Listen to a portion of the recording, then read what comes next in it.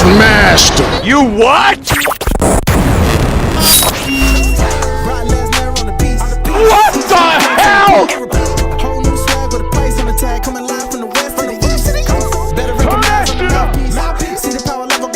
I get no bitches.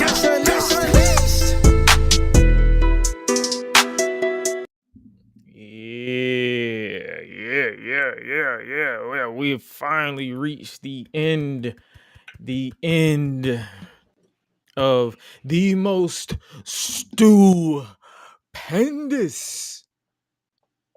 WrestleMania of all time. We have finally reached that point of no return. Let me go ahead and get this little lower third out the way, because if you new around here, we in order. We in order. But what's up, ladies and gentlemen, boys and girls of multiple generations and the next? It is about that time that we finally wrap up one of the most grueling and long WrestleMania weekends of all time. But before we do that, I might as well get the intro right down the proper way. Let me hype myself up right quick. Let me hype myself up like Pat McAfee. Here we go. Greetings and salutations, ladies and gentlemen of multiple generation. It is your purveyor of mischief, Gresh, bringing you the final review for WrestleMania 38 or WrestleMania Sunday, the most stupendous WrestleMania of all time. If you don't know, now you know. I am your boy Gresh. Join me for night 2, as always, is one half of my reigning and defending podcasting tag team partners, Mr. Hi-Lite Real. What's going on with you, brother? I got one line to say, fresh straight out of the Gresh theme song. See, the power level gotta increase. Your winner and still reigning, defending, undisputed unified champion. The tribe continues, ladies and gentlemen. What's going on, Gresh? The tribal chief Roman Reigns closed out what was a lot of people came into WrestleMania night 2 with low expectations, but it wasn't I think I made the right choice by not coming in with high expectations, because my guy. That's all I can say is my guy. This is true. It was fun, like from top to bottom, like mainly because I was probably drunk at 8:00. So luckily the alcohol has left my system so I can run a podcast. Because I stopped at one. I stopped at one bottle. I said I'm not about to set myself up. But what did you think overall about the show? Well, I got to watch this with a bunch of casuals. So this was very interesting to watch this with a lot of casual watchers to get their thoughts. Honestly, in comparing the two, I would have to probably say that I think night 1 was the better of the two, but night 2 didn't not disappoint. Right. I just will say that if I'm judging it off the crowd, I would say night 1 showed to be the better night of the two. Okay. I mean, they had. If I had to be honest with you, you talking about based off the crowd? Night 2 was kind of better outside of certain matches, unless you're talking about one particular match, that being the Cody and Seth Rollins match. I mean, I don't remember the crowd being too dead in night 1, like with the exception of maybe Charlotte and Ronda, because apparently they got hyped towards the end, but that was for the wrong reasons, from what I understand. But they was hyped because of a fight. Oh no, multi fights, not just multi fights. They were so bored with that. They were so bored with that show. They said, "Let's just fight. Like let's just get the fighting." Yeah, I'm telling you, man. Yeah, but I mean, this entire show, though. That's all I can say. This entire show was actually, both nights were fun. The most stupendous. Agreed. I see why they labeled it that. I mean, it definitely had fun nights for both. Very entertaining moments. So I'm ready to get into this, man. I don't know about you, but I'm ready to get into it. Hey, man, we might as well get into it. But yo, ladies and gentlemen, this is your official WrestleMania Night 2. The headline reads, Roman Reigns is your, we might as well do a spoiler alert. Spoiler alert, Roman Reigns is your unified WWE. Well, according to the graphic, they put WWE and Universal Champion. So I don't know if they're going to have him defend both titles, but he left as your unified WWE Universal Heavyweight Champion. This man is dripped out, and I don't know if he was a master seller or he legitimately got his shoulder popped out by Brock, but this man literally popped his shoulder back in place, hit a spear, and took us home. Come on. Since we own this match, what did you think about this match? Quick. I appreciate that. Yeah, I mean, it was typical. I mean, they've had better. None of the matches, in my opinion, will top. It's something about their Mania 31 match that would never be topped, in my opinion. Yeah, I was gonna say that match seemed to be out of the three they've had for Mania. That first one was the best because this one it was like signature move fest. Basically, it was Superman punches, suplexes, and F5s and spears. so it's basically a Brock match, basically. Yeah, pretty much. Yeah, that's exactly what it was. Because I would take their Saudi match that they just had over this one. Wow. If I'm being honest with you. Yeah, that did come off a little better. Yeah, and for those who are listening to this podcast, we're going in reverse because I feel like it. But yeah, this was I feel like this one was the weakest, and I think I messed myself up because I was expecting like something to happen at the end. Me too. So that was my fault. That was clearly my fault because I'm like I don't even care if they I would have been cool if they debuted like a new title or something. I would have been like, okay, I was expecting something, but I got nothing. I got nothing, and I'm like, oh okay. Yeah, I was just like, all right, well, all we can really say is that Roman's officially in God mode for real. Yeah, basically, because it's like who can touch him? Yeah, I mean, you literally just beat Brock cleanly this time. No outside interference. Well, they did have that little attempt at the screw finish. I'm like, come on, let this man win clean once, because they had the title belt. Like as soon as they had the rep, I'm like, let the shenanigans begin. Like it was literally that for me, and I'm like, yeah, okay. well, yeah, that was more just a throwback to the whole Rumble thing, hence the commentary bringing that up. You knew they weren't going to do that. I mean, at the end of the day, he pretty much beat him clean. So it's like, well, there goes that versus the last time. Now, Saudi, that was screwy, as you know. That match was a screwy finish. So it was like, okay, he won, screwy finish. But with this one, you can justify and be like, yep. It was just kind of abrupt, though. I thought to myself, like, it almost felt like a mistake 3 count or something. Or, I don't know. It's like the whole shoulder popping thing threw me off. Oh, that probably was legit. He probably legit popped his shoulder out, but they said, yeah, let's take it home. Yeah, for real, bro. Because I was like, oh, snap. Like, okay. It did. I was like, because I like, that's what I'm saying. I'm like, I was expecting something to happen. I'm like, nothing happened. And, like the visual, don't get me wrong, the visual of this man leaving dripped out in gold is immaculate. Like this man is one of the most well-rounded, in my opinion, that like character changes that I can appreciate. Like this man is legitimately in God mode. So I'm like, okay, thanks. I can appreciate this Roman Reigns as opposed, like I know some people were more fans of the big dog, but I was not one of them. And it was like I was not one of him. I was one of them to an extent. I was in the ring. He was fine to me. It was him being miscast as an underdog, which annoyed me. Yeah, the big underdog.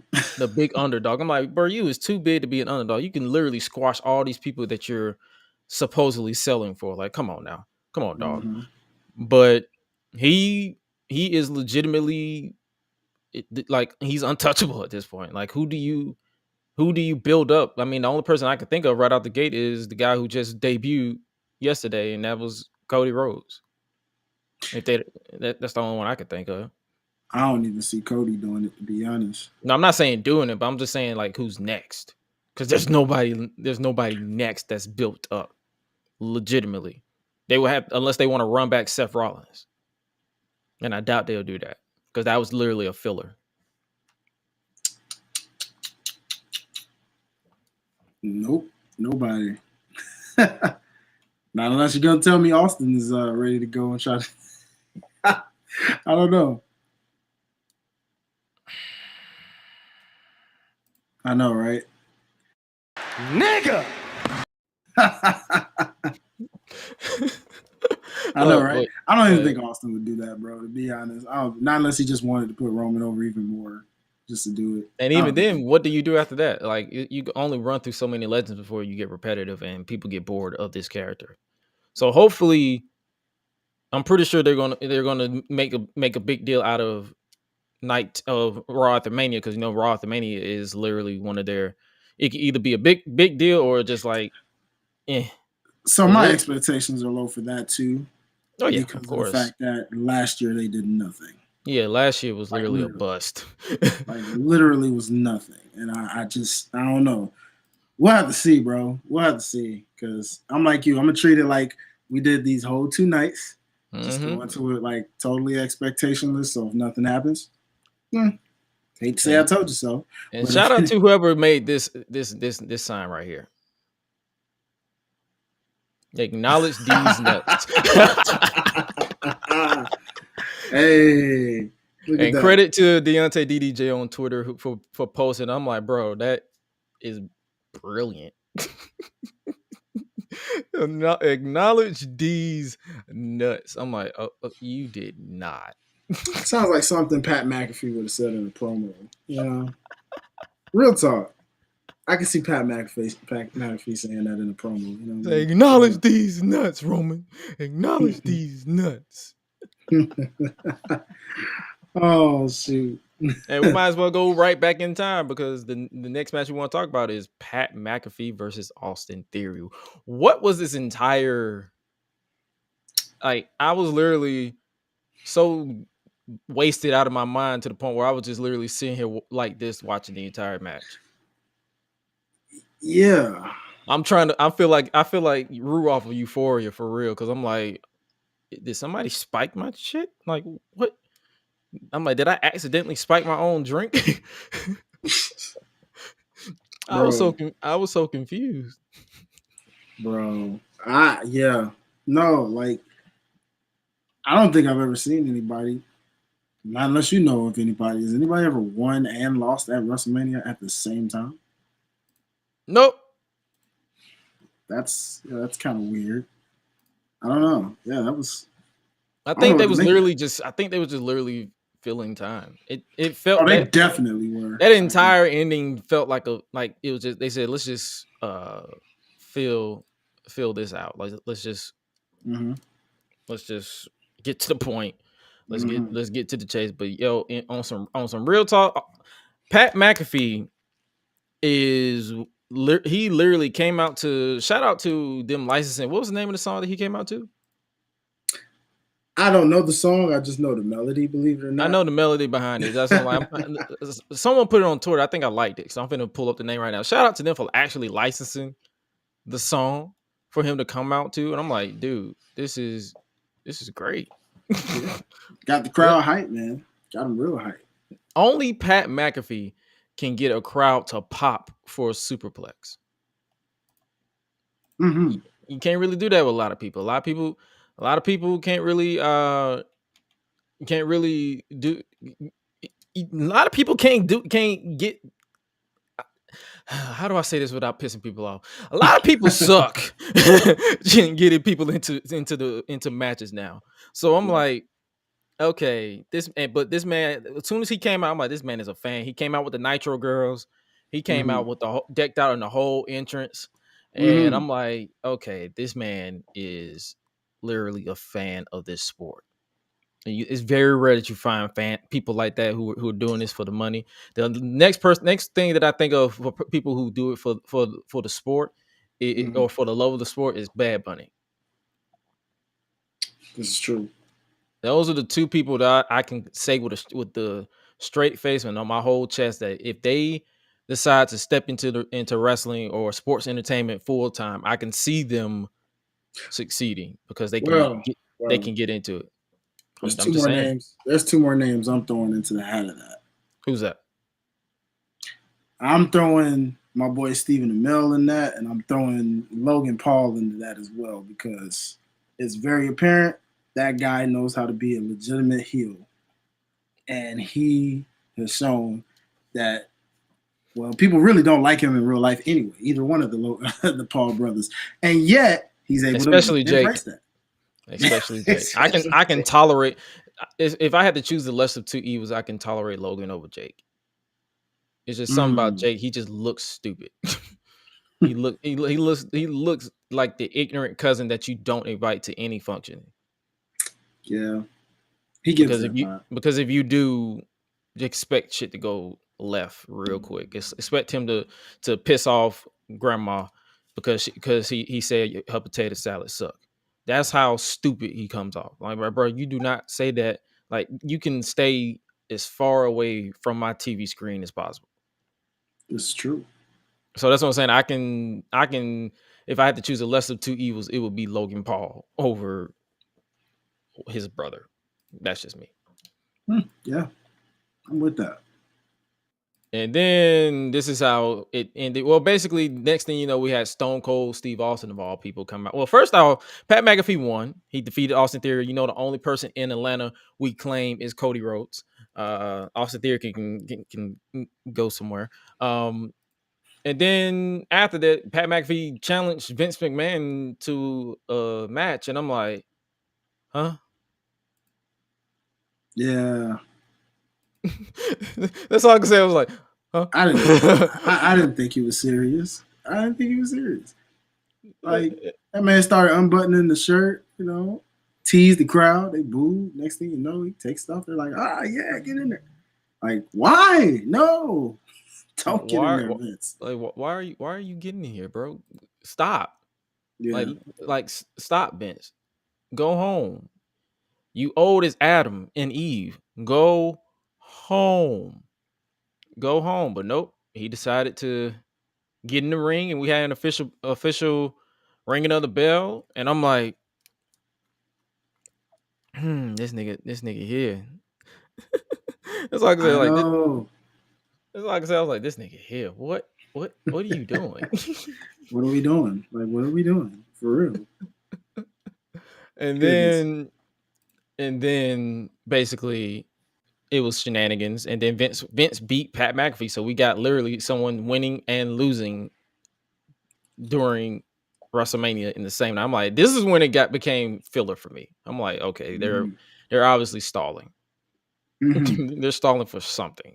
Is someone late? Is Roman late? Is because Brock been there since freaking 4 o'clock, because I saw them put on IG that he just arrived. So I'm like, he been there the whole time. So I'm like, is somebody late? Like, I started asking, but then after a while, I was like, you know what? Fuck it. This is so bad and entertaining that I can't take my eye off of it at all. Mm-hmm. And then we got Stone Cold Steve Austin pulling double duty. That man popped up out of here. I'm like, all right, what is going on? We got Austin versus Austin. Yeah. We got the Austin that we like and the Austin that is just there. And then this man went on a Stunner Fest. And unfortunately for Vince McMahon, Vince.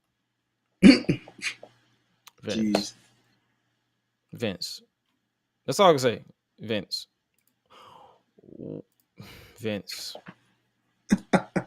Seriously. Vince. What is this? What was you doing, Vince? Like, what? Yeah, what? What, Vince? What? What? Nigga! Yeah, man. What? Bro, you want to know what I tweeted? I said, Stone Cold was literally like, oh no, oh shit. No. Damn it, I thought your wife only did this. What the fuck?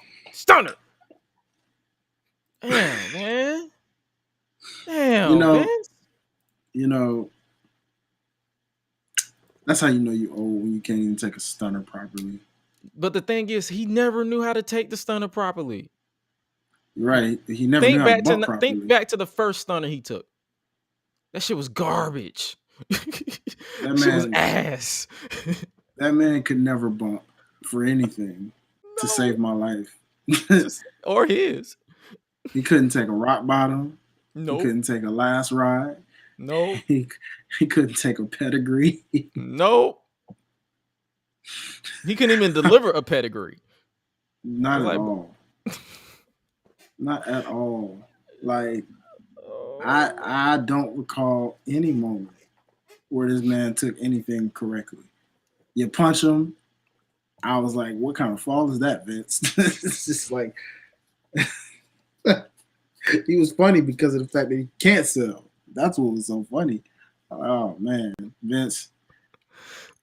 But then let's talk about the muscles, bro. Let's talk about the muscles. Now, my guy's 76 years old. Hey, compared to a regular 76-year-old, probably the best shape you could be in. Well, them But my muscles did God, not look. Them muscles did not look right. I'm sorry. at all, bro. Them things were I don't even It's know. like I cannot describe the muscles, bro. Like it's like he put muscle injection under saggy chitlins.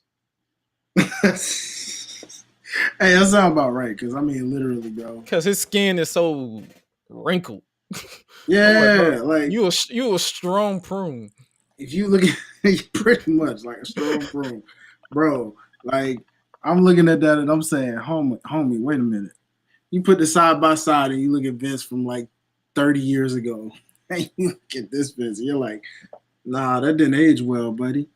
That didn't age well at all. Like at all.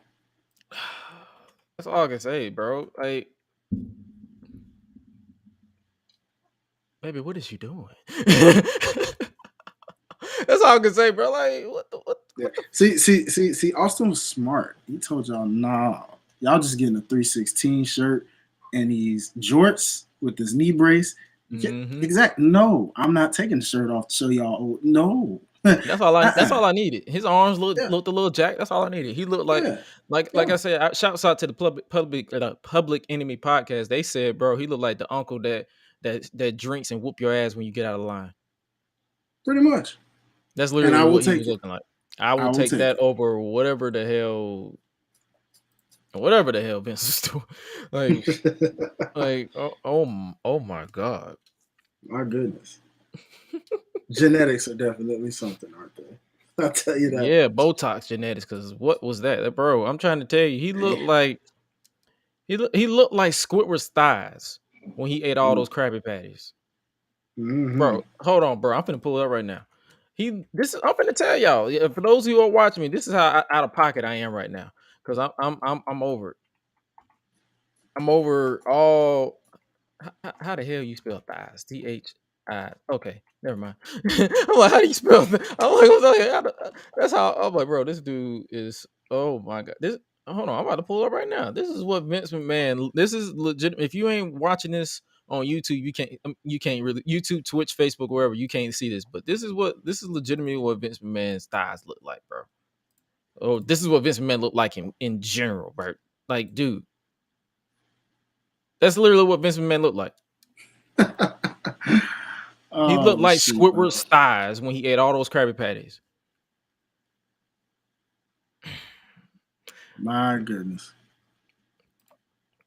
And Ain't then that an accomplishment? obviously he took that after he took that weak ass stunner.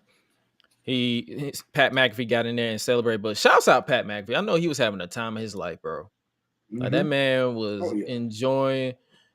enjoying himself immensely. So that's why I'm like, bro, I can't hate none of it. I can't hate this.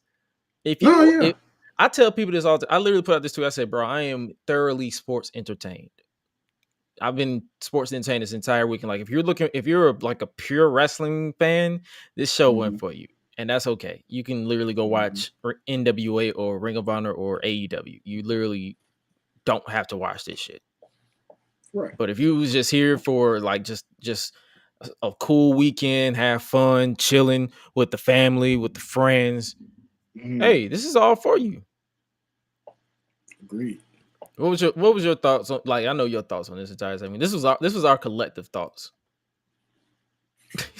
Nah, pretty much, man. Like you couldn't ask for anything better. I found it ironic that a cult was coming out with Dallas Cowboy cheerleaders, but that's neither here nor there.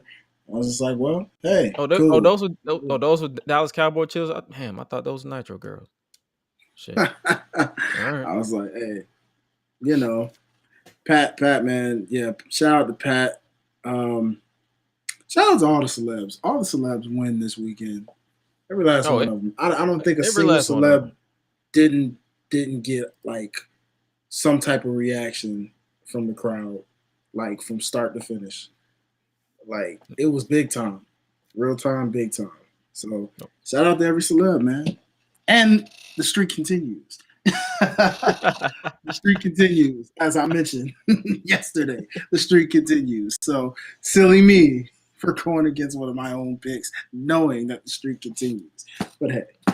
And with all your picks that you made, I officially won night 2's preview and predictions. Hey, look at that.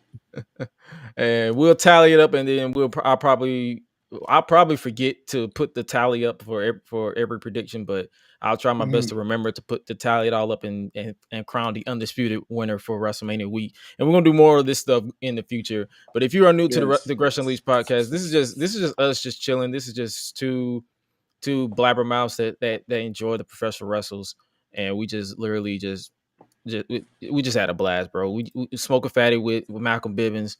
We just having fun, bro. That's all it is. And if you weren't sports entertained, I don't know what to tell you.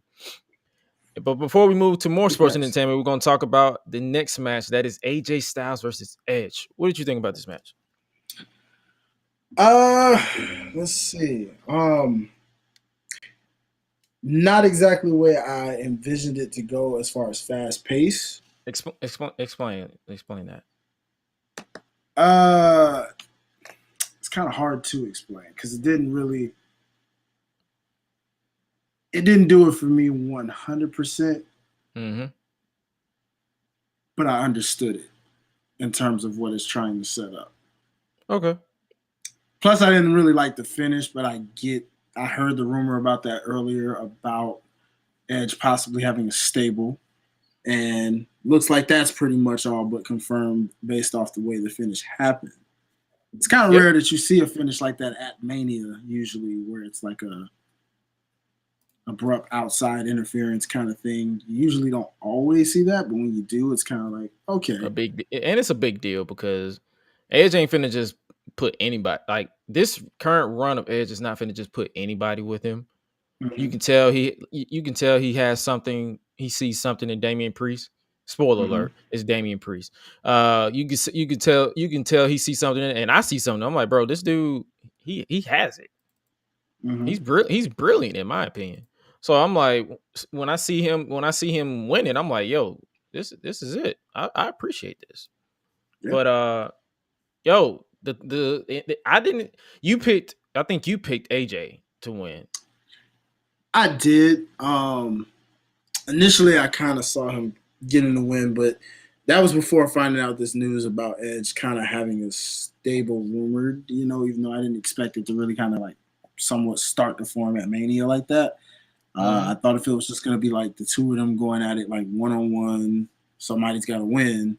I ultimately thought AJ was going to get his get back, which is strange because I feel like through this whole feud, he hasn't really looked like he got to come up and he was always getting hit. Yeah.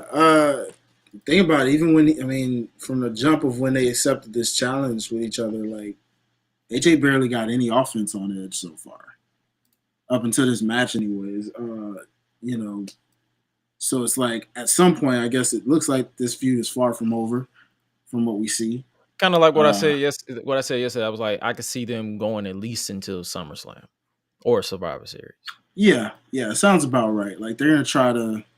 I don't know who they're gonna probably have AJ like partner up with to counter Edge's combat it, or he can go. He could be the lone wolf. True, he could if he's willing to go back to that gimmick and resurrect it in some kind of way. The evil ways and get WWE to license evil ways so he can be the lone wolf fighting everybody.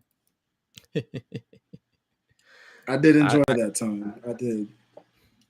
That was a cool ways, but Edge is starting his own faction, and it's ironic. I saw someone put it let this note on Twitter. They said it's a surprise note. Edge and Damian Priest turned heel on the same day. So There's a you can. thought. That's a nice little thought that I'm like, I didn't even think about that, but because I don't really think too much about wrestling in general anyway, because I try not to take it too serious to the point where I'm on here losing my mind and tagging Cody Rhodes, talking about, hey, can you give us a discount on AEW tickets? But then as soon as he goes to WWE, you wanna bitch about him going back to WWE. I see you. I see all y'all. Like, did you see that tweet? I did not see that tweet, but it does Bro, not surprise me a fan bro, tweeted that. Bro, I'm about to pull it up right now because hey, I'm feeling spicy, so I'm in the mood to talk Ooh. crap about everybody all week. That's what I'm saying. I'm like, bro, like as soon as I had more gin than juice, all bets is off. No. Because I'm talking about everybody. Like if you say something stupid, I'm a laugh at you. I'm No. gonna laugh at you, but bro, like it was this morning. As soon as I woke up, I'm like, nah, dog, you did not say that. You did not say that, but yo, let's pull it up right here, right now. I don't even care that people know your tweet. Taking my wife to her first AEW show at Rev, so I was hoping to get some good seats for her first experience. I did get ticks, but they're literally in the last row of the Win Trust, so I'm guessing that's in Chicago. From one interracial couple to another, maybe Cody Rhodes or Brandy Rhodes can help. And shouts out to Dakotas. He said nigga went from begging Cody to upgrade his seats because he has a white wife to shitting on him for going to WWE. Wow. Where they do that at? These niggas here. Where they do that at? I don't know. These niggas. Oh my god. You did not. You did not. He didn't say that. Tell me he did not say this. just say that. Oh shoot. Oh hell. What? Oh hell. This is a sick Negro. Like, dog. Hey man, you know, to each his own, I guess. I don't know where they do that at. I don't know.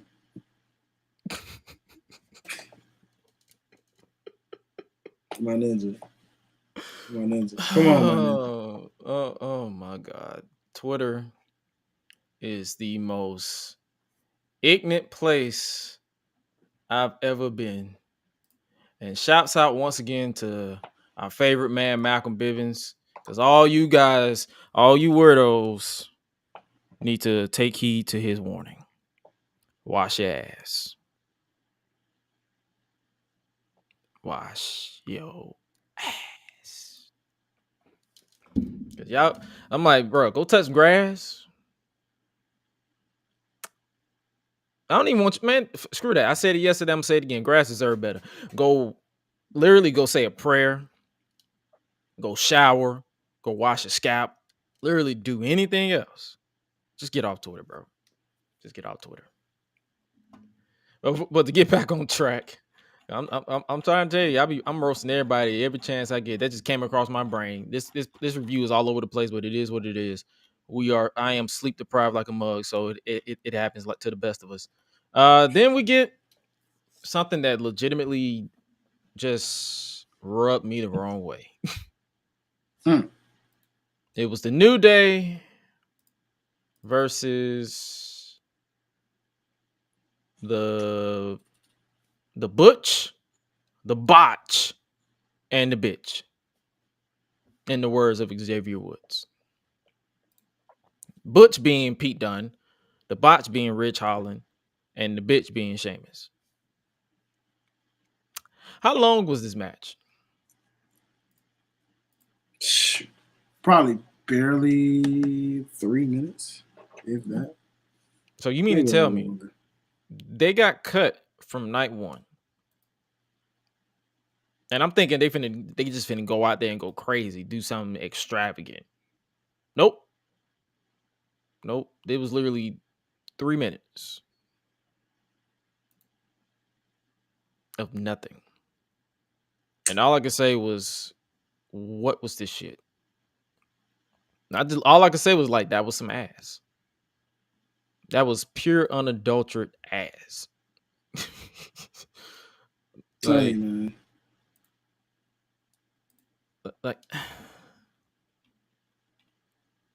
I can't even get words about what was that. Like if that was what they cut from night one, they could have just kept it cut and keep that shit on SmackDown. That was not a WrestleMania match. That was not even a SmackDown match. That was a main event match. That's how bad that was. Yeah. And I'm pretty sure we got the same thoughts, because it's like there's nothing. There's nothing. Guess what? What was that? I stand corrected. That match was 1 minute and 40 seconds, bro. What? A whole minute and 40 seconds. The shortest match of this entire card for tonight.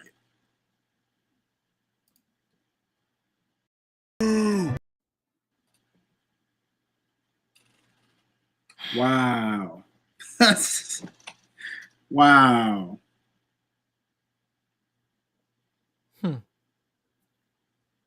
Ironically, the longest match of tonight ended up being Edge versus Styles at 24 minutes.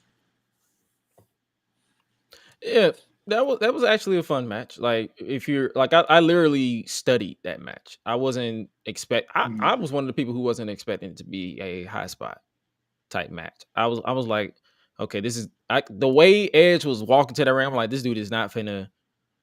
As soon as the way it started, where he was like playing the coward heel, I'm like, yeah, this is not about to be a high stakes match. It's about to literally be a pure technical in ring psychology type match. Mm-hmm. And that's what we got. But whatever that was with the New Day,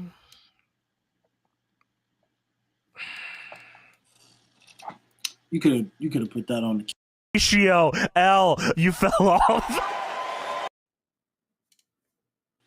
You could have kept that away from me. That literally just killed my whole buzz. I'm like, and it wasn't even me being angry, because it's more so me like, why? That was an entire waste of time. Beyond me. Next up, we get the Hall of Fame. Oh no, scratch that. We get, I believe the next up thing we get is the women's tag team fatal 4-way match. What were your thoughts on this match? That the outcome was exactly what I wanted it to be. Carmella got Leatherface comments from every casual watcher I was watching this with. They what? And what was the comment? That she is Leatherface with that mask of hers. And also trying to figure out why in the world Shayna Baszler has no eyebrows. While also, let's see, trying to figure out what in the world was going on with Liv and freaking. I guess that was their Batman and Catwoman. Well, that I got cosplay. It was more so just what? I'm like, they were looking like some freaks. Some freaks. Also, dare I say, swinging on the fence. And I'm like, no. Oh no, they've been giving me lesbian vibes. That's just me. And I ain't. Which is weird, because I mean, I know, unless something happened I didn't know. I know Rhea's with a dude. Actually, lives with a dude too. Last I checked, that's her. And she with Bo Dallas. Yeah, that's Bo Dallas, or what was it? Bray Wyatt's brother. Mm-hmm. The other Rotunda. the other Rotunda. Yeah. Yeah. I mean, yeah. That's like I mean, it could just be an on-screen chemistry, and they trying to portray that with this gimmick. But even then, it's still just. What is the gimmick though? Because you don't like they. It's not like they have character development. They literally broke up Rhea Ripley from a tag team and put her with another tag team. Live for brutality. So Live I for guess brutality. live for brutality is whatever they're displaying with that. And then you got niggas being horny on the main talking about can Liv whoop me. Good old Kayla. Oh yeah, Kate. I peeped that. This is a sick Negro. Or sick half Negro, but sick nonetheless. Come on, Kayla. Come on, you're freak. Y'all some freaks. Sick freak, you know. You're sick. Oh man. But what did you think about the actual match from your perspective? I mean, it was cool for what it was. They definitely tried. I know the ladies that I watched it with were very into it because it was good to see women supporting and in awe of women. So again, as someone watching this with casuals who were mostly women, they love the aspect of the women just kicking butt, you know what I'm saying, doing their thing. So to guys like us who've been watching for the long end, you kind of look at it as, you know, because you know that it wasn't bad. I actually enjoyed it for what it was. Did it steal the show? No, it was enjoyable. It wasn't bad. No. Last year was bad. Yeah, no, definitely not that. It's just, you know, for us in terms of the meaning of how meaningless the titles themselves are, where it's like, oh yeah, they're not really treating those titles outside of a prop. Right. You know, I did enjoy, you know, that they at least tried. I mean, shout out to Corey selling with his facial expressions toward his wife Carmella. Man, I can go with Corey Graves being mute on commentary for the rest of my life.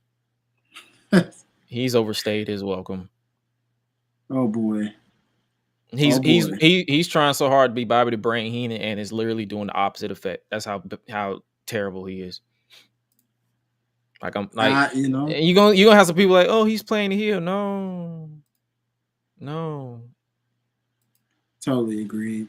It's just, yeah, it was cool. That's it. That match went about, according to the time here, that match went about 10 minutes and 50 seconds. So they really couldn't do too much. Yeah, it was basically a spot fest. That's what it felt like to me. Pretty much at that point. And I did look at the fact that at least I'm happy that Sasha gets her first Mania win, which a lot of people, if you're a Sasha stan, then you should probably acknowledge that, I'm sure. Or even a fan. I was literally like, okay, she finally got the streak is broken. You can even see it in her face. She's like, finally, I'm winning. Yeah, like she was happy. She was emotional, bro. Like to win the titles. And, you know, because I believe she lost the titles at Mania, didn't she? Every time she was a champion at Mania, she lost the title. Or she never won a title. It was her first time winning a title at Mania. That's literally crazy, bro. That is nuts to me. So the fact that these two women in particular share that moment together, Naomi's second time winning a title at Mania, and both of them having a Mania moment together, given their history, pretty full circle moment. I enjoyed it, so I popped for that. That was pretty cool. And then of course, you know, we got our Kodak moment with our new Women's World Champion. So you got Bianca Belair, yes, Naomi, Sasha, yes, Black Excellence. Black Excellence. You see Bianca rocking the shades because she got a black eye. Yeah, we saw how swole that eye was. Yeah. Shout out. Posted on. She did post it. She posted it. I'm like, yo, your eyes closed. So I said, people was like, oh, I hope she's gonna be. I said, I've had for someone who's had their fair share of black eyes, I've had quite a few, and it's look just like that. It'll be closed at least for at least a week and a half, and then she'll still have a ring around it for about another week, and then it should be fine. Yeah. So I mean, you know, props to her. You know, she just shows that she's a tough cookie anyway to still be able to do it. She's the champ. And hey, man, shout out to Montez Ford for being backstage hugging her like he always does, a supportive husband, and closing. He called her left eye. He called her left eye. Yeah. He said, hey, we look alike now. You know what I'm saying? Squinting I'm the eye like, saying we look alike. My guy. Hey. that's how, like, hey, gents, if you're listening to me, that's how you treat your black queen, bro. Just you treat her like your best friend. Some people make it. I swear people be making relationships seem like it's rocket science. Like, dude, it's not. Just treat your woman like a queen, and she will treat you like the king that you deserve to be. It's that simple. Like even shouts out to Makazi with Sasha Banks and Jimmy Uso with Naomi. They're still together because they obviously are treating them like the queens that they deserve to be. That's not a simp talking. That's literally a black man in America who's seen his fair share of black relationships fail. Whether it was close to home or personal friends. So shouts out to all black men or non-black men who are treating their black queens with the utmost respect. Like that's some true talk. Agreed. And congratulations to my knowledge, because the stands already making sure I got the info. Shouts out to the first 2 black female women's tag team champion.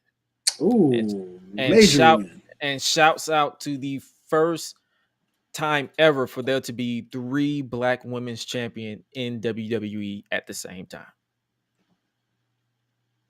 Yeah, literally, that is black excellence.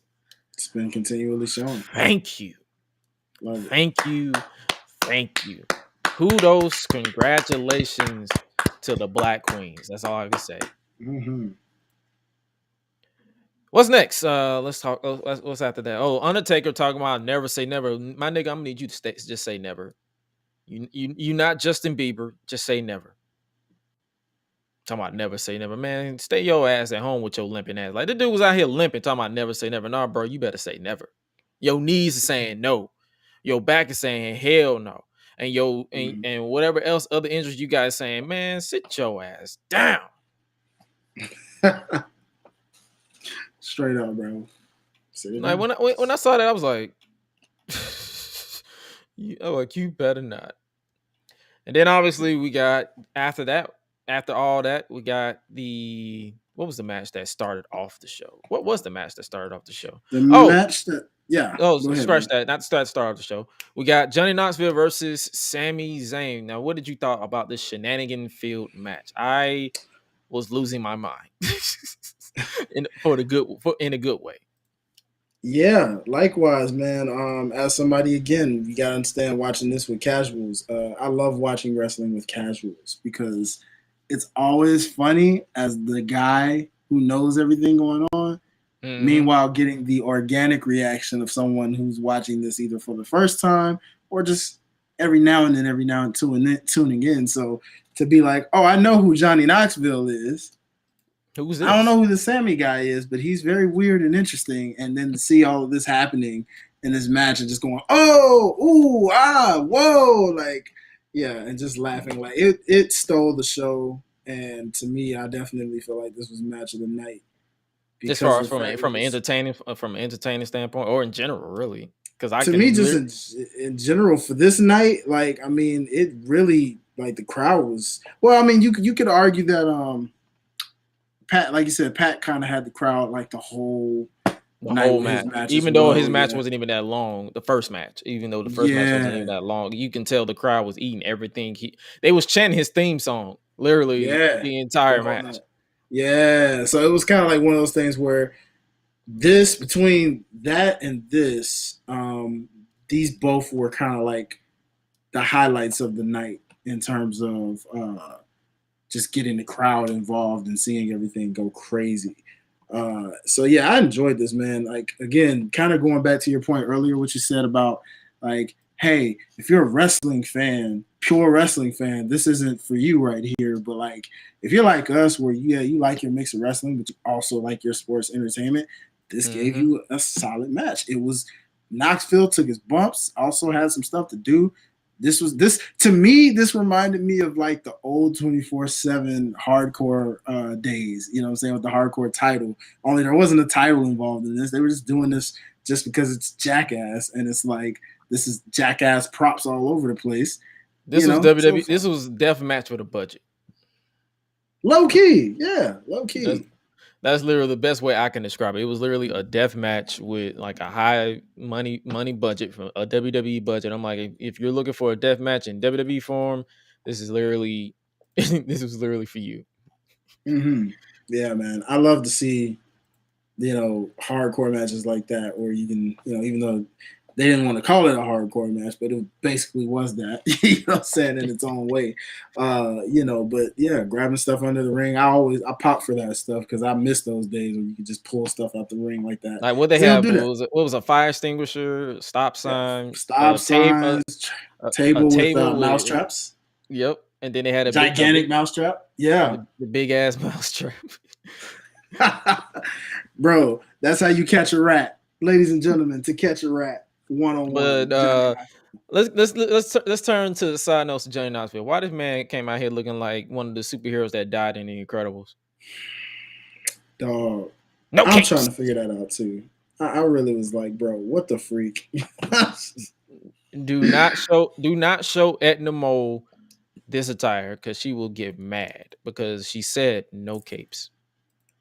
And you just came out here with a white ass cape. He literally was taking liberties with this entire match. Yeah, bro. Oh, like what in the world? And this name of his, Strong Arm Knoxville, I believe it was, or something like that. Like, okay, cool, I guess, One thing I don't appreciate is seeing a white man's ass. I was so busy laughing at the women reaction to this, I didn't even notice it. I looked down every time. Once they started showing them shots, I was like, yeah, nah. Yeah, I'm not doing this. I did call I called one of the ladies because she had went to the kitchen and I was like, yo, and she, I guess she heard me. She came out. It's just like, I'm dead mad that Dwayne literally called me out here to look at a white man's pale ass. Shout out to you, Lulu, the coolest Puerto Rican I know, boy. I tell you, she just, hey. I got her, bro. I got her. You literally came out. You called me out here to look at a pale white man's ass. Like she's like, did I ask for this shit? Did I ask? I'm telling you, man, it was yeah, that was golden. So props to both of these men for what they displayed. Sami, I mean, again, say what you want.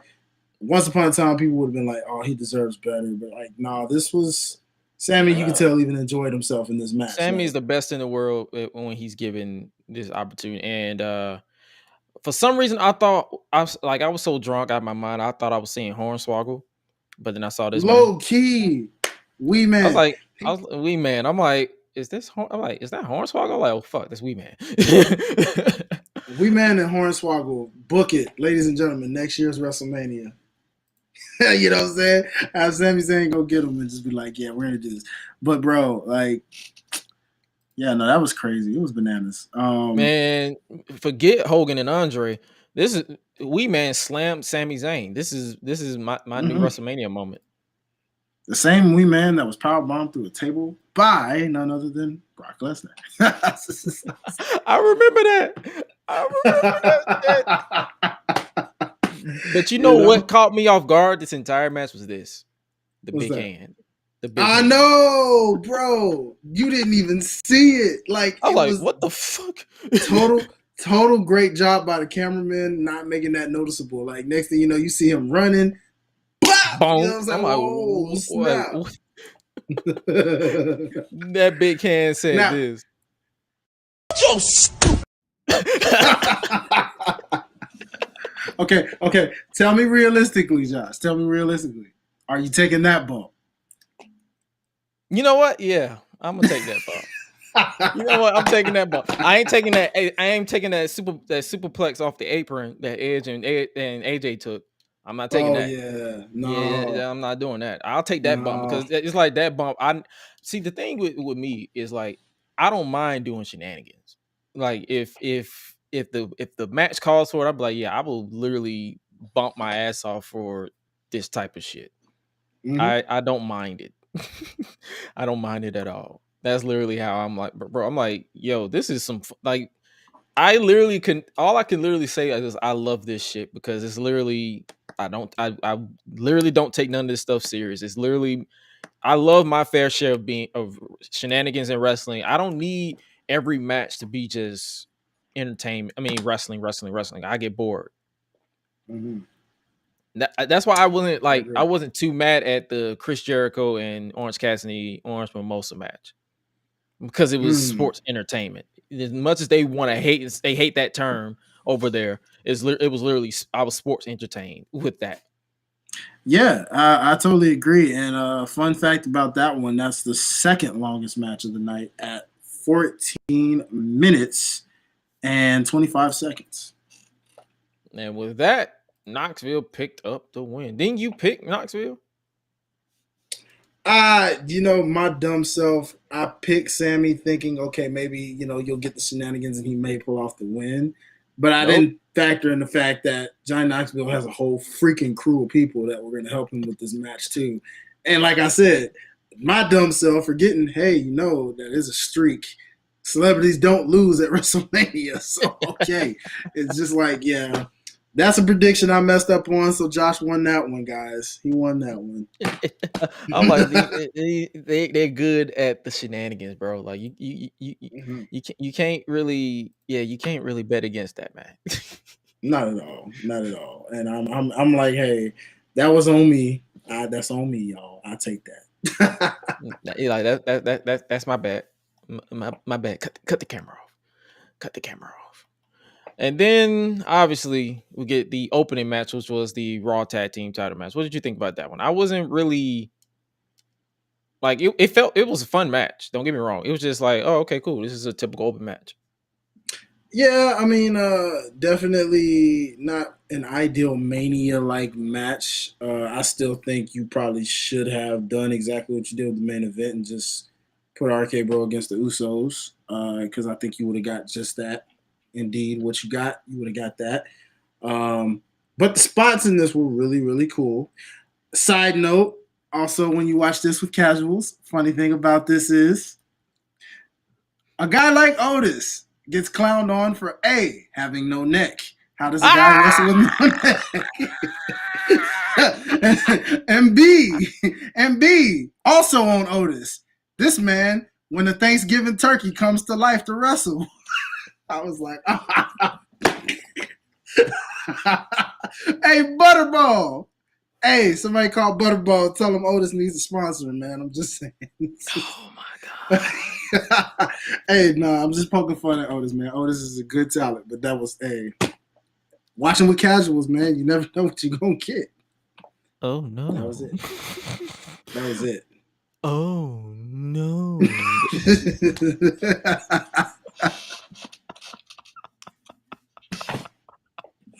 Oh, this is why I love watching. I'm forever watching wrestling with casuals now, guys. Like, this is just, it's hilarious, bro. To watch it with casuals and get outside thoughts you don't even think about, you'd be like, wow. I can't get that out. When the Thanksgiving turkey comes to life, boy, oh my goodness. I can't get that out of my head. I get that out of my head for life now. So there you go, people. There you go. Look, even John is doing red. Look.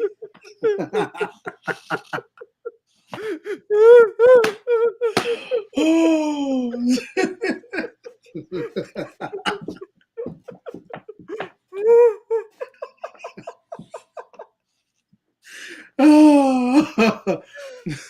And ladies and gentlemen, that's what you call dead. Josh is dead. He's dead from laughter, ladies and gentlemen. Oh, I'm with it. Butterball. Ladies and gentlemen. Butterball. A turkey comes to life. A turkey. Oh, man. Oh, yep. You can't escape it. You can't escape it, folks. I don't make this stuff up. Props to watching this with casuals. Yeah. Shout out to Lulu, Megan, and Nikki. Y'all ladies made the night very, very fun.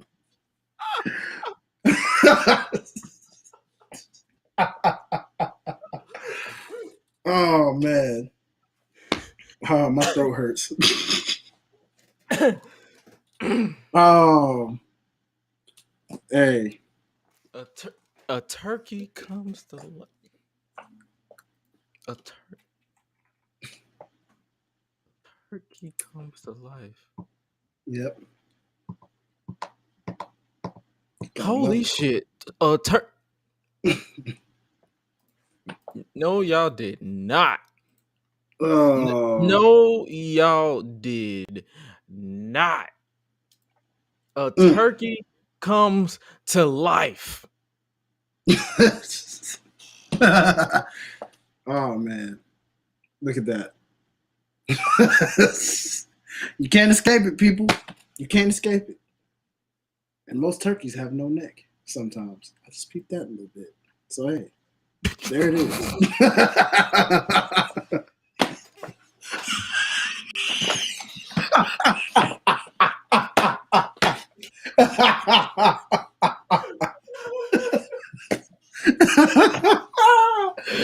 Oh, for the win, ladies and gentlemen, the roasted, undefeated, undisputed, undeniable king of the roast, your boy, Hi-Lite Real.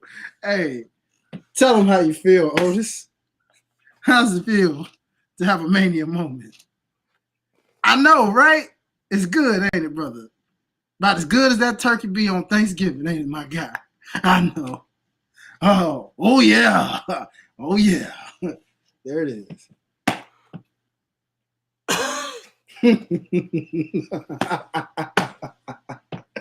Oh, shoot. Well, y'all. Yeah. Oh. You know it's a good podcast when Mr. Gresh. I need some water. Oof. You and me both, brother. Boy. Ooh. Sheesh. Ooh, Jesus. My throat gonna be shot in the morning. Oh my God. Yeah. He said this man Otis looked like a turkey come to life. God damn. Wow. I'm gonna try to get back on track.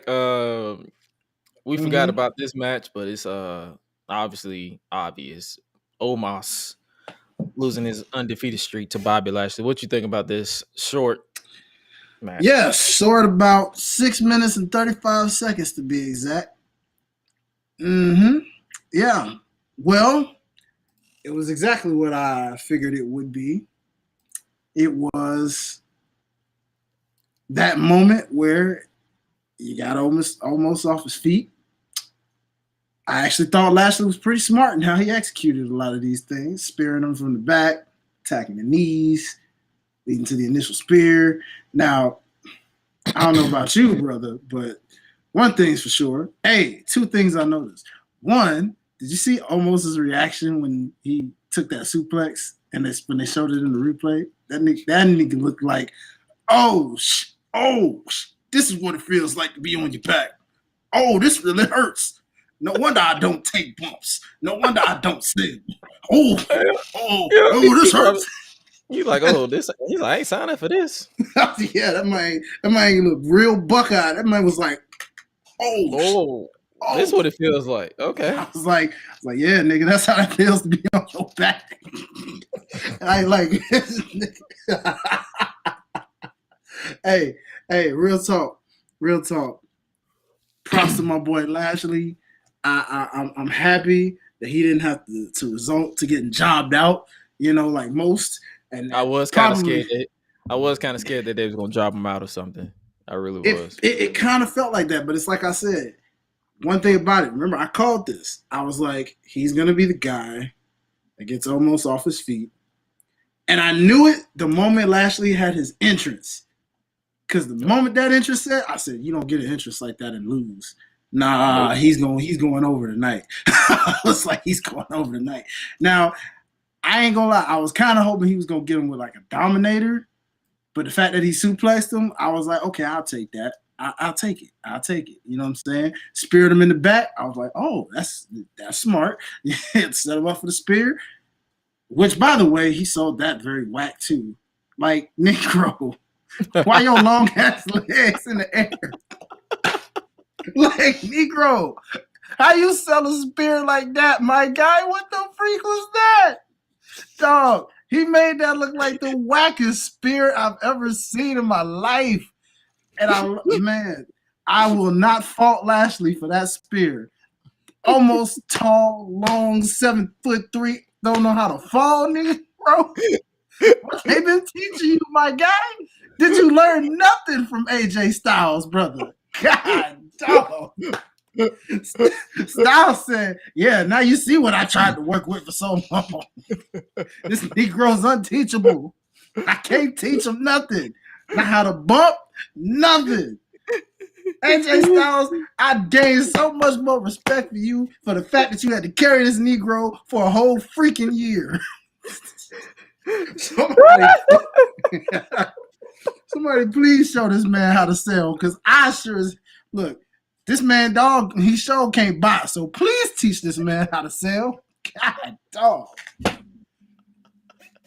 Almost back in the catering. That's what he is, god dang it. Knock knock. Who's there? Almost who? Exactly. In catering. That's who. Jeez. I can't breathe. Hey, just like my boy Gresh, nigga, I'm on 1-2. God dang it. Man, look. Must be the belt, the chain, and the glasses. I've been feeling the swag today. I don't know. Y'all done brought the goddamn highlight reel out for real. I ain't playing tonight.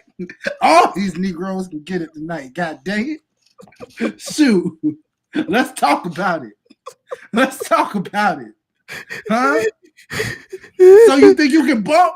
Huh? Chump? So you think you can bump?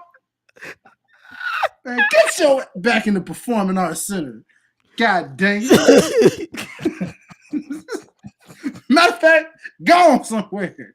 Go be somebody's stunt double in freaking Hollywood. Nigga, you ain't cut out for this. Go on. Shoot. Wasting my doggone time. 6 minutes and 30-some odd seconds. You ain't deserved that. Could have gave that to the New Day. God dang it. Shoot.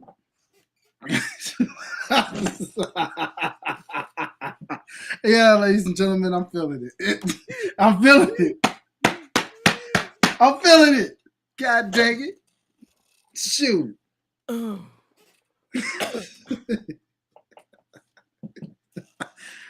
Call that one for the clips. Literally. Shoot. Back in this thing. Got old prunes out here showing these old ass guns, man. Man, get the heck out of here, dog. Yeah, I got calf muscles. Hopefully shape and peaked in that. God dang it.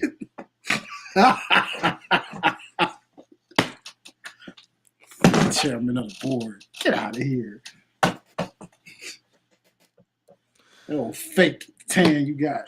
God dang it. Oh my God. WrestleMania 38, ladies and gentlemen. Was that the entire match card? I believe so. That pretty much was the entire match card. 11 minutes and 30 seconds for the opening tag match. Okay. 6 minutes and 35 seconds for the Lashley Omos debacle. That Negro non-bumping 7'3" West African man, all that for nothing. No, get out of here. 14 minutes and 25 seconds for Knoxville and Sami Zayn. Straight spot fest. I'll take it. Mouse traps and all. You can go through it too. Shoot, you should have taught almost how to freaking fall through a goddamn mouse trap. He sure can't catch one of those either. God dang it. How that hand slap him in the face. Shoot. Go kiss your ass out of here. So stupid. I told y'all I'm on one tonight, boy. Y'all done got me started. Y'all done brought out the character for real. Shoot. I'm with it. God. Oh my God. Obviously, we started the show with the official in-ring retirement of Triple H. And this would be a nice way to end today's podcast. What are your thoughts on Triple H officially wrapping it up in ring? You know, there's never been a wrestler that made me purposely hate them more than Triple H. Oh yeah, he did his thing. He literally always made me say, please, somebody beat this guy. Please. You know what I mean? And I don't think he gets enough credit for just things that he's always been able to do, from selling to literally like promo work, you know what I'm saying, being an in-ring technician. And of course, one of the creators and founders of D-Generation X, for crying out loud. You know what I mean? If it was not for this man and, you know, Shawn Michaels and China and Rick Rude, you know, the originator, you know, you wouldn't have the D-Generation X stable that you have. So, you know, it's just like how we shouted out Scott Hall, you know, rest in peace, for initiating one of the greatest factions in the NWO. A lot of people say, well, it was because of the NWO you had D-Generation X come to form, and that's about true. But also, just again, I mean, with Triple H's career, like, he helped make that work, you know?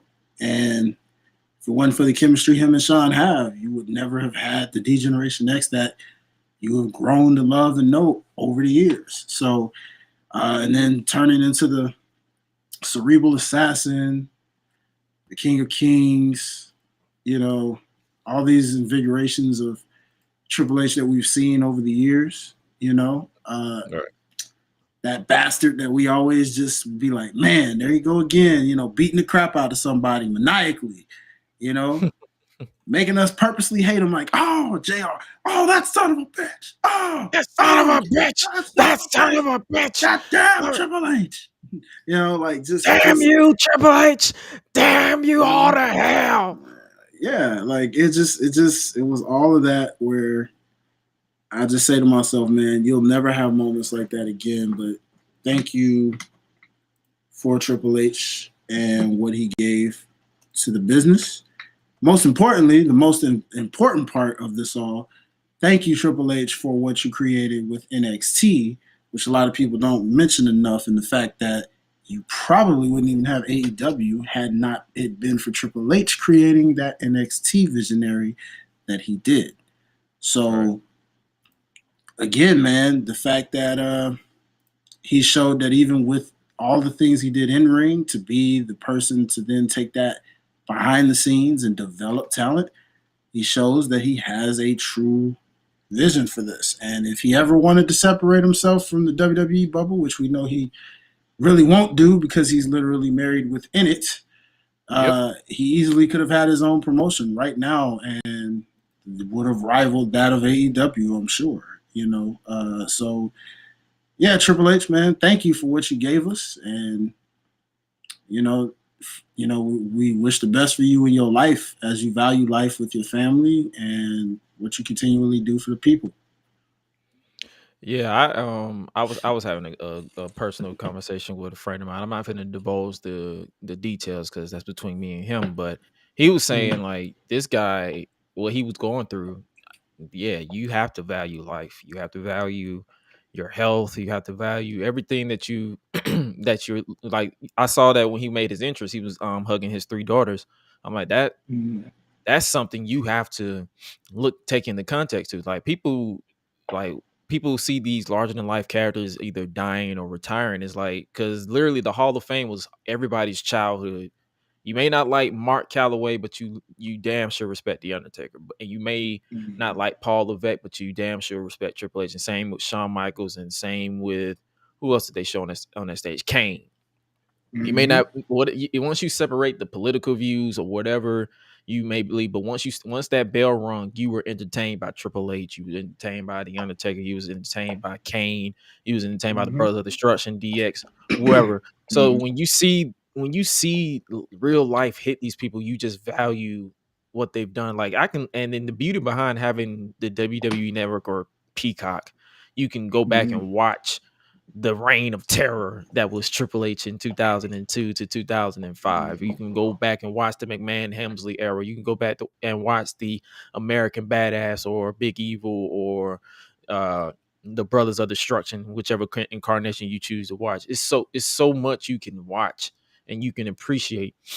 And like you said with NXT, even though he's not really, I feel like he's probably not in too much control with NXT 2.0, you can still feel touches of his fingerprints with certain aspects. Even though NXT 2.0 is more focused on character, you can still know his presence is there at some point. So and and as someone who enjoys like more character driven stories, even though it's all over the place, I enjoy NXT 2.0 as opposed to as opposed to the USA version of NXT Black and Gold, because it felt like it was just more matches and matches. That was like that's neither here nor there, but it's like at the end of the day you appreciate Triple H because he took a chance on NXT when it was just developmental, and he just said, let's just turn this into a third brand and just go crazy. And that's what he did. So you had your Adam Cole's, your Johnny Gargano, Samoa Joe's, Finn Balor's. You had Undisputed Era. Who else? Countless people. Walter, Gunther, whatever you want to call him. Gunther. I call him Gunther because I just like to play around. Or Imperium. You have all these people. So many people that you have. You like a lot of people like myself has been introduced because of people like Triple H and Shawn Michaels and Vince McMahon. So it's like you can appreciate. You can appreciate Triple H for everything he's done in the business. So, like you said it yourself, and you said it better. Like, thank you, Triple H, for literally helping define my childhood when it comes to wrestling. Because, man, I remember hating this man, loving this man, wanting this man to literally, like, trip on a sack of rocks and break every toe in his foot. I literally so it's like this man had a way of making you hate him or making you love him. Yeah. But at the end of the day, especially if you're a student of the game, pun intended, you respected it. Not to mention the one thing I forgot to mention, even when you talk about an awesome career, we can't forget creating one of the greatest stables of all time in Evolution to put over guys like Batista and Randy Orton, who went on, and a guy like Batista who went on to be this major Hollywood figure, or actor for that matter. And, you look at Randy Orton still in the business today, being one of the best vets in the game right now, while also working with the younger talent and getting them to higher levels. And then, of course, a guy like Nature Boy Ric Flair to tag team with him and help coach these guys up. So, it's crazy how dope of a career that this man has really had in the 20 plus years of doing it, man. And so, yeah, we're gonna miss Trips, man. We're gonna miss him, but of course. Bigger and better things. Of course. And just to wrap up our being all mushy for the game, because if he knew us, he probably like, man, stop all this mushiness, this mushy crap. But on some real stuff, anybody, I always people who are interested in training for wrestling, or if you ever listen to the sound of my voice, this is one guy. Even if you're new around here, this is one guy you actually take heed and study, because he studied. People under him have studied, and you just love and respect his passion for the game, and literally just doing and being one of the best storytellers. Because I can tell you, one of my, even though he's been in countless Hell in a Cell matches, my two favorite Hell in a Cell matches that he's had was the one with the Undertaker at WrestleMania 28, and then the one, I forgot which one was it. The one with Mick Foley, Cactus Jack. Oh, Cactus Jack. Yeah. No Way Out 2000. Yeah, that was No Way Out 2000. So I appreciate that. So all in all, because I gotta get to work in the morning. All in all, I appreciate Triple H for everything he's done for the business, and all we can do is just wish him the absolute best going forward. Spend time with your family, do your thing. You never please don't be like Undertaker and say never. No, you're done, sir. We appreciate you. You don't have anything else to prove. Thank you. Mm-hmm. And with that being said, bro, I appreciate you for kicking with us. This has been the most stupendous, nonsensical editions of the Gresh Unleashed podcast. Swella should be back very soon.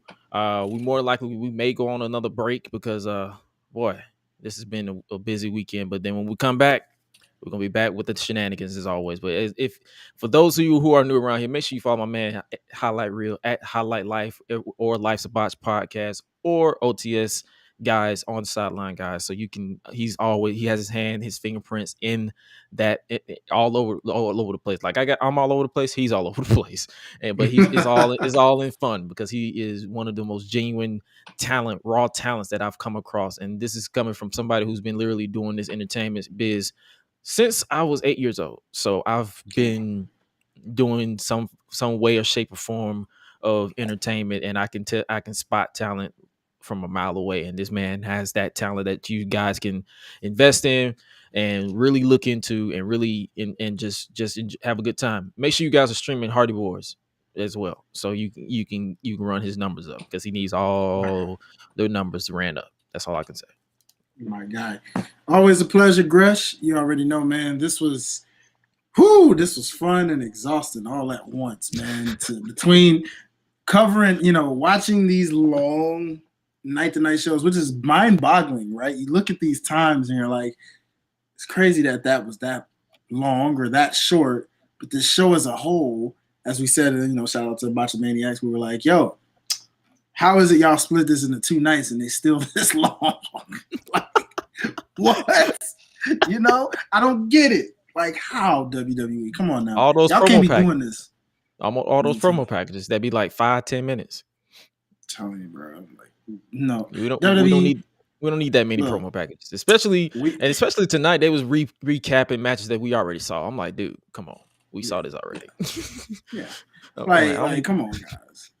They know people ain't watching the product sometimes consistently as much as they used to, so they just want to throw that in there to be like, oh yeah, this is what you missed, so you make you think like you need to go watch the show consistently again. And it's like, nah, I see what you're doing. Nah. It's stuff like this that makes me not want to watch it because it's so long. Exactly.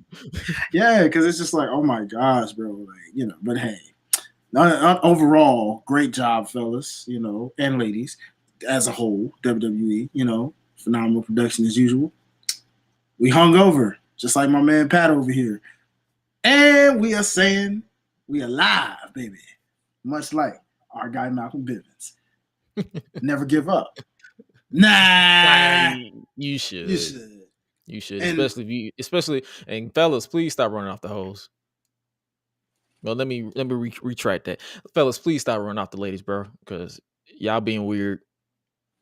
It's hard to find female companionship that actually enjoys the wrestlers because y'all running them off. Legit. Y'all running them off, bro. Like, we can't, like, if I ever meet a woman that is into wrestling, I would never introduce her to social media wrestling, IG wrestling or Twitter wrestling, because y'all some weirdos, dog. Mm-hmm.